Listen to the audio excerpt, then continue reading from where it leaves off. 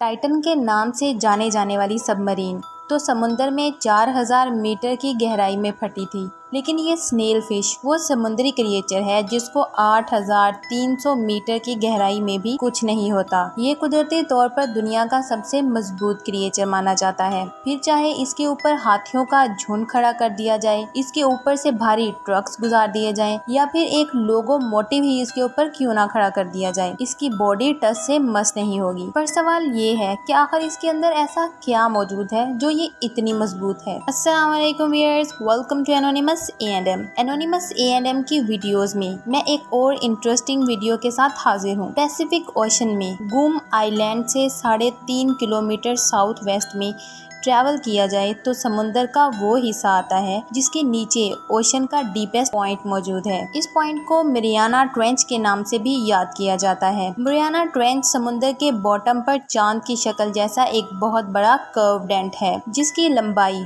2550 kilometre और चौड़ाई 69 kilometre है। इस डेंट की वजह से समुंदर का ये हिस्सा अचानक से बहुत डीप हो जाता है। इस डेंट का अंदाजा लगाने के लिए इसको गूगल अर्थ पर भी देखा जा सकता है। इस डेंट में हमारी दुनिया का सबसे गहरा पॉइंट चैलेंजर डीप समुद्री लहरों से भी 1133 मीटर या फिर 36,200 फीट नीचे मौजूद है। ये गहराई ओशन की सबसे कम एक्सप्लोर की जाने वाली गहराई है जिसको हैडल जोन भी कहा जाता है। इसका ये नाम ग्रीक अंडरवर्ल्ड गॉड हेडीज के नाम से रखा गया। इस गहराई में खतरनाक अंधेरा, खाने की कमी और हड्डियों को तोड़ देने वाला प्रेशर इस बात की साफ साफ निशानदेही करता है कि यहाँ क्रिएचर्स का जिंदा रहना करीब तरीन इम्पॉसिबल है। यहाँ तो ये भी समझा जाता था कि हैडल जोन में इंसान कभी नहीं जा पाएगा, लेकिन 19वीं सदी में एक वाकया हुआ जिसने इस कॉन्सेप्ट को हमेशा हमेशा के लिए बदल कर रख दिया। 1875 में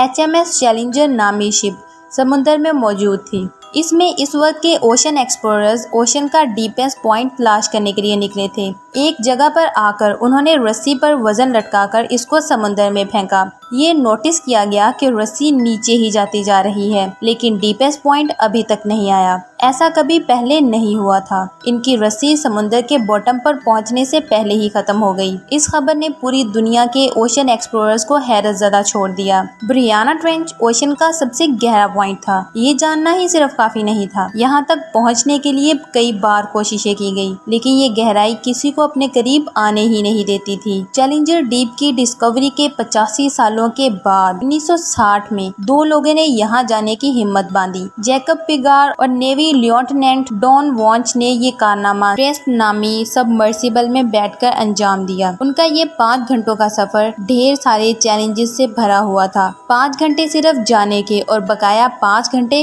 वहाँ से होकर वापस आने के। इस गहराई में पानी का प्रेशर सी लेवल से करीब 1000 टाइम्स ज्यादा होता है। इनके सफर के दौरान सबमरीन की खिड़की का शीशा क्रैक हो गया था, जिसकी वजह से चैलेंजर डीप पर वो सिर्फ 20 मिनट ही गुजार पाए और फिर उनको वापस आना पड़ा। बेशक उन्होंने इस पॉइंट पर सिर्फ थोड़ा सा ही वक्त गुजारा, लेकिन वहाँ पर उन्होंने जो देखा उसने साइंटिफिक कम्युनिटी को हिला कर रख दिया।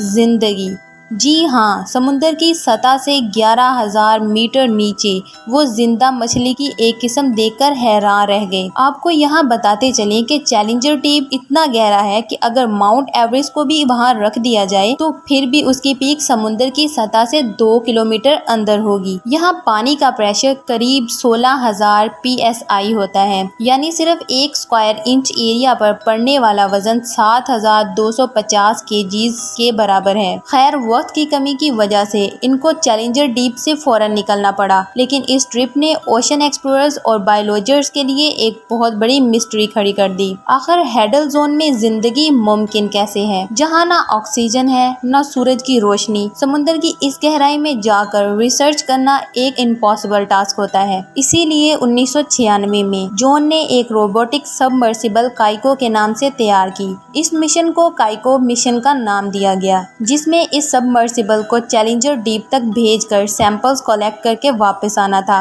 काइको ने ओशन फ्लोर के कुछ सैंपल्स कलेक्ट किए, जिनको जब टेस्ट किया गया तो मालूम पड़ा कि समुद्र का बॉटम अजीब किस्म के बैक्टीरिया से भरा हुआ है, ऐसे बैक्टीरिया जो आज से पहले कभी देखे नहीं गए। लैब टेस्ट से ये मालूम पड़ा कि ये बैक्टीरिया की एक बहुत अजीब किस्म है जो हाई प्रेशर में भी जिंदा रहने की काबिलियत रखती है। नॉर्मली जमीन पर फोटोसिंथेसिस के जरिए प्लांट्स एनर्जी बनाते हैं, यानी सनलाइट, पानी और कार्बन डाइऑक्साइड, लेकिन समुद्र की गहराई में जिंदगी का होना अगर पॉसिबल है तो वो इन्हीं बैक्टीरियाज की वजह से है।